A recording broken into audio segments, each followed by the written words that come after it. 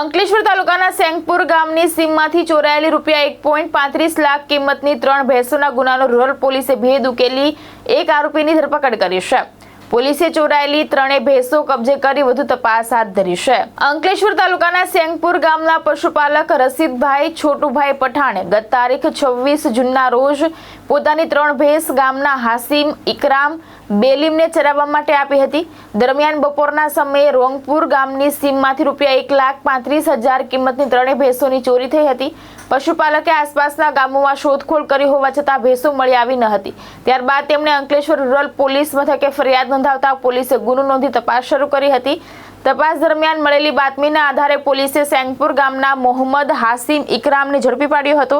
આરોપી પાસેથી ચોરી થયેલી 3 ભેંસો રિકવર કરવામાં આવ્યું છે।